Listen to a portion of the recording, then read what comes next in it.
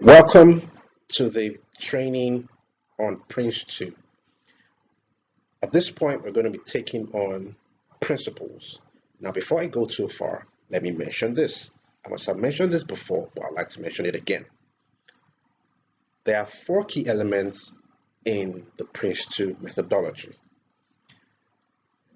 These key elements are: one, principles. The second is called themes. The third is called processes, and the fourth is tailoring. All right, so now we're discussing on principles. Now, principles are basically the key rules that apply to a project for us to know it as a Prince2 project. So I'm going to take you through this journey of the understanding of the Prince2 principles. Follow me and let's enjoy the ride.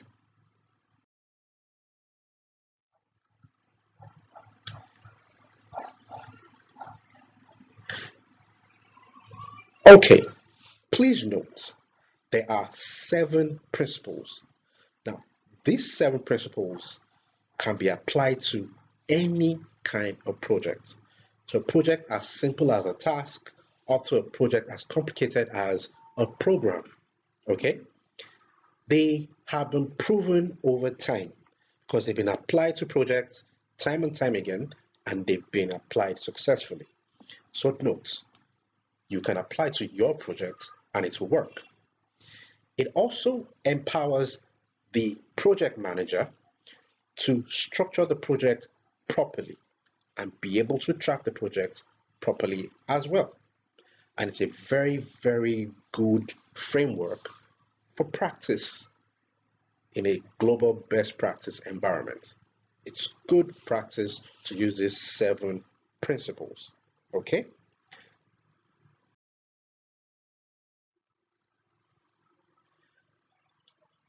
7 principles. The first one is continued business justification. Continued business justification. The principle says, excuse me, every project must have a business case. You may wonder, what's a business case? In simple fact, it simply means, why are you doing this project? You need to consider the reason why you're doing this project, all the way to considering whether it is justified to do the project, whether it is desirable, viable, and achievable. Those key considerations are important.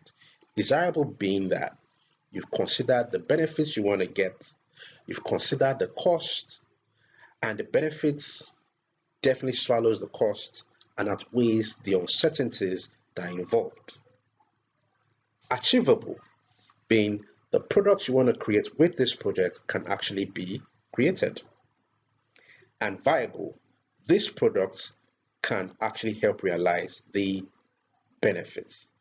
So in considering all these things, you would have a justification for doing the project, and this you would document.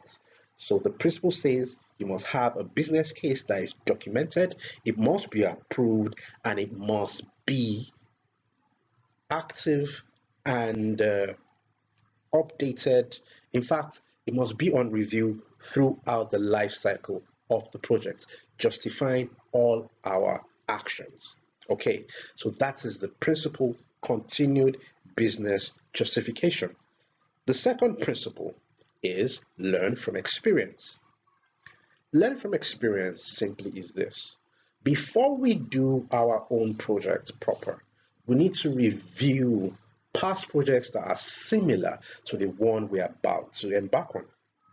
And the lessons that they learned in those projects, we should take note of them.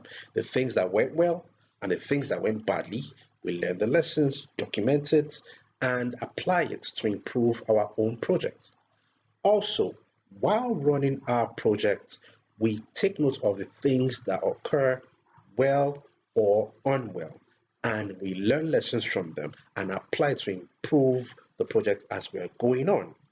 And at the end of the project, we now document all these lessons we have learned through the project, so that in the event any other person entity wants to embark on a similar project, they can also use our lessons. The idea of the learn from experience principle is to help improve projects. Take note of that. The third principle is define roles and responsibilities. For every project, we need to establish every role that has to be involved in that project. And those roles need to have clear, specified responsibilities to avoid conflicts during the project.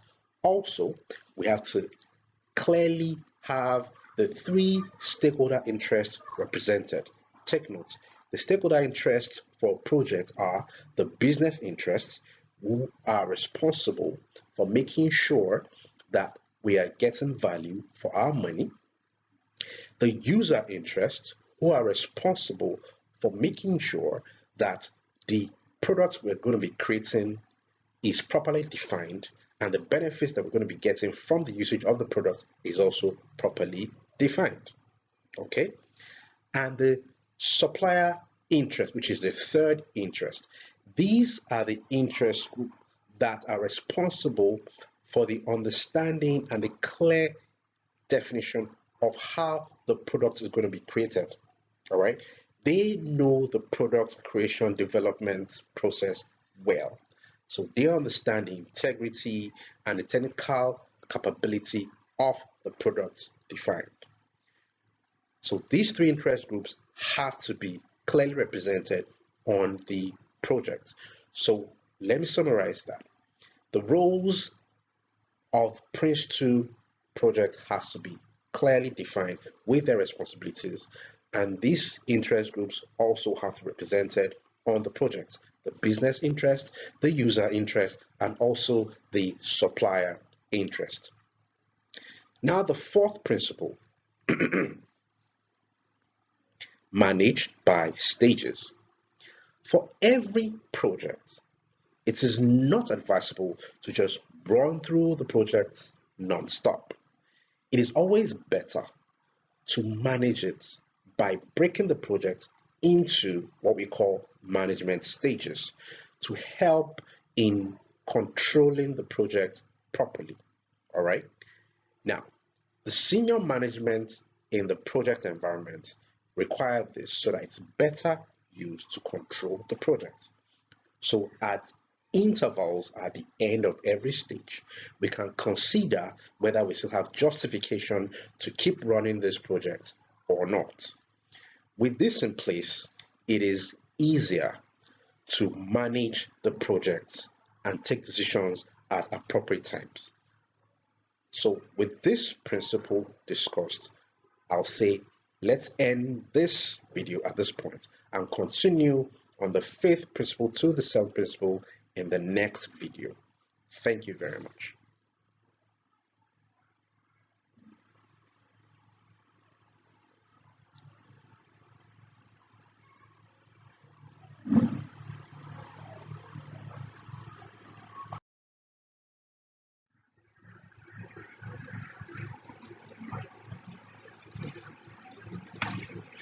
Okay, back to the principles for the Prince2 methodology. We've already discussed the first four, the first one being continued business justification, the second one being learn from experience, the third is define roles and responsibilities, and the fourth, manage by stages. Now the fifth, manage by exception. This is also a control principle. It controls the involvement of the people on the project, right? When you have a project, there'll be levels of authority. You can't have a project manager handling everything without submission to a senior level. And of course, you're aware that the project manager would definitely be handling a team of people who are involved in certain things. So what you need to know is there are three levels within the project management team. You have those who are directing the project. You have the project manager who is managing the day-to-day activities of the project. and you have the teams involved handling the creation of the deliverables. So what managed by exception then does is gives a level of tolerance to the levels involved I've mentioned. Delivery teams have their own tolerances, which if there's anything that's going to be beyond their tolerance, it's going to be escalated to the project manager. Also, the project manager has his own limits, has the limits of tolerance given, and once there's anything that is beyond the limit of the project manager's tolerance, it is escalated to the directing people. Now, directing people are those who are responsible for the success of the project, and they have the highest authority on the project. However, they are also responsible to the owner of the project. So, managed by exception uses tolerances to control the people on the project. Okay, so that's managed by exception. The sixth principle is focus on products. Focus on products. This is simply a principle that guides us on reducing excesses on what to be done on the project. What am I trying to say? Once you have defined the product that needs to be created, we make sure that every activity involved in delivering that product is simply an activity that has to help us to deliver the product. We do not involve ourselves in any other activity that is unnecessary. Okay, so we like to say that we are product based on when you talk of Prince2. We are not activity based. So we use what we call product based planning. So we plan based on the product we are trying to create. We avoid doing anything that is not directly helping us to achieve the delivery of the product that that project is expected to create. So that is the principle, focus on products. And the last principle is tailor to suit project environment. Tailor to suit project environment. What we do, what this principle basically says is we take active decisions to application of principles on the project. Active decisions that help in the application of these principles on the project, and thereby making sure that we handle these principles and activities or using of the methodology Prince2 with the environment that we are going to be using it in. So let me take that again and make it a bit simpler. When you're on a project and you're going to be, let's say, you want to build a house. To build a house, the process is to start from foundation to ground floor, from ground floor to the next floor, depending on the number of floors, and then we do roofing and then finishing. Okay. Now, based on the environment of construction, we apply the Prince2 methodology in that environment to tailor it to suit the environment.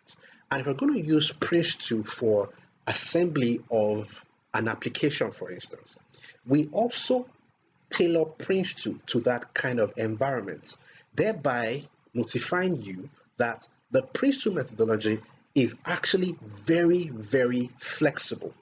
Okay, it is so flexible that it can be applied to any kind of project in any kind of environment. The basic principles that we mentioned here are principles that are proven to be used in any environment. And what I'm going to do in the next slide is to try and explain how it is applied using using the pursuit of a Prince2 certification. Okay, so let's go to the next slide. Thank you.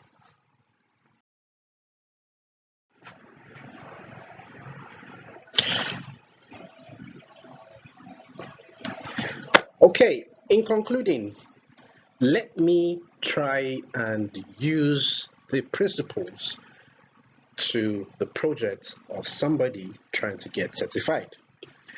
Now, my name is Coinsola, as I previously mentioned. Let me use myself. I want to get certified. My father is sponsoring my certification, and that is it. So let's just use that scenario. The first principle is continued business justification. The question in that area is, why do I want the Prince2 certification? So there, I'm most likely going to document because I want to use it in my company so that I'll be appointed as a project manager and my wages be increased. Second principle, learn from experience. Maybe I know a certain Toby that has done the Prince2 certification before. I go meet him, have a discussion. When we're doing your certification, what are the things that happened? What are the things that went well? What are the things that went badly? Then document those things and apply it to what I'm going to do so that I don't make the same mistakes he made. Okay. Now, of course, during the course of my project as well, getting certified, I take note of the things I'm doing and learn from it as well. Define roles and responsibilities. Who are those that have to be involved in my project? Primarily, I'm going to be the project manager. Now, for accountability's sake, there has to be some people, some interest represented. For example, the business interest has to be well represented. Now, who's sponsoring? That's my dad. That means I cannot do anything without informing my dad. I can't just say I'm not going to do it again and not tell him. I have to carry him along. All right, so I'm the one who's going to be the user interest because I'm going to use it, and I'm the one going to define. I'm already defining what I'm going to do, so I'm going to use it as well. And the facilitator and the examining body will be the supply interest, but definitely going to be the facilitator because that's one person I can always see regularly. Okay, now managed by stages. The stages of getting certified: training stage, exam preparation, and the examination stage. So those are the stages. Okay, and then the fifth, managed by exception. That's accountability. I cannot decide anything unless I discuss with the sponsor and the facilitator. Okay, focus on product. Everything I'm doing within the project has to be focused on getting me certified. I am not reading PMP textbook while preparing for Prince2. Everything I'm doing is based on getting certified on Prince2.